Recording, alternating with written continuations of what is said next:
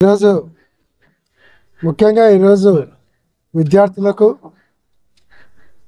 చంద్రబాబు నాయుడు చేతిలో మోసపోయినటువంటి నిరుద్యోగ యువతకు అలాగే అమ్మఒడి ఇస్తానని చెప్పి తల్లికి వందనం చేతిలో చంద్రబాబు నాయుడు చేతిలో మోసపోయినటువంటి తల్లుల కోసం ఏదైతే 1500 ఇస్తానని మోసం చేసినాడో అటువంటి అక్క చెల్లెమ్మల కోసం వాళ్ళందరూ ఏదైతే రైతన్నలకు 20,000 మోసం చేసినాడో చంద్రబాబు నాయుడు రైతన్నల కోసం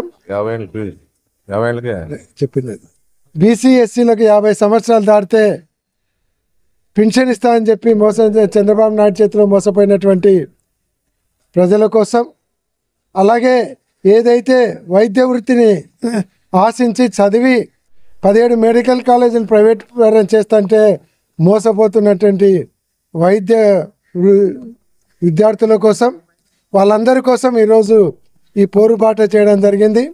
కాబట్టి వాళ్ళందరికీ ఏదైతే మీరు ఎలక్షన్లకు ముందు ఈ వర్గాలకన్నిటికీ హామీలు ఇచ్చినారో ఆ హామీలన్నీ నెరవేర్చాలనేది మేము ప్రధానంగా డిమాండ్ చేస్తున్నాం. అన్నిటికంటే ముఖ్యమైనది నిరుద్యోగ భృతి. మీరు ఈ 10 నెలల్లో 30,000 వచ్చే సంవత్సరం కూడా బడ్జెట్లో పెట్టలేదు కాబట్టి అదొక 36,000 మొత్తము 66,000 నిరుద్యోగ యువతకు మీరు అప్పుండారు. అది వెంటనే చెల్లించే కార్యక్రమం ఈ బడ్జెట్లో పెట్టాలని మేము డిమాండ్ చేస్తున్నాం. రెండోది 17 మెడికల్ కాలేజీలు మెయింటైన్ చేయలేక ప్రైవేట్ పరం చేస్తామంటున్నారు. 17 మెడికల్ కాలేజీలు మెయింటైన్ చేయలేని వాళ్ళు 26 జిల్లాలు ఉన్నటువంటి రాష్ట్రాన్ని మీరు పరిపాలించడానికి మీకు అర్హత ఉందా? ఒక నారాయణే 70 మెడికల్ కాలేజీలు మెయింటైన్ చేస్తున్నారు.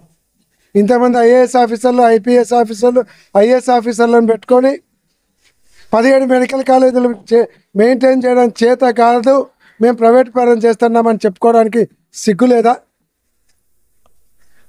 నీ 40 సంవత్సరాల మీ అనుభవం ఏమైంది? గాడిదలుగా నీకే. కాబట్టి మీరు 17 మెడికల్ కాలేజీలు చేత మెయింటైన్ చేయడం చేత కాకుంటే ఈ రాష్ట్రాన్ని పరిపాలించడానికి మీకు అర్హత లేదు, రాజీనామా చేసిపోండి. లేదంటే 17 మెడికల్ కాలేజీ గవర్నమెంట్ తరఫున ఓపెన్ చేయండి. 17 మెడికల్ కాలేజీలు ఒక్కసారిగా ఒక రాష్ట్రానికి శాంక్షన్ కావడం అనేది భారతదేశ చరిత్రలో ఎప్పుడూ జరగలేదు. జగన్మోహన్ రెడ్డి గారు తీసుకొని వచ్చారు. ఈ కాలేజీ తెచ్చినటువంటి కాలేజీని ప్రైవేట్ పరం చేయడం, మాకు మెడికల్ సీట్లు వద్దు అని చెప్పినటువంటి ముఖ్యమంత్రి కూడా భారతదేశంలో మీరు ఒక్కరే.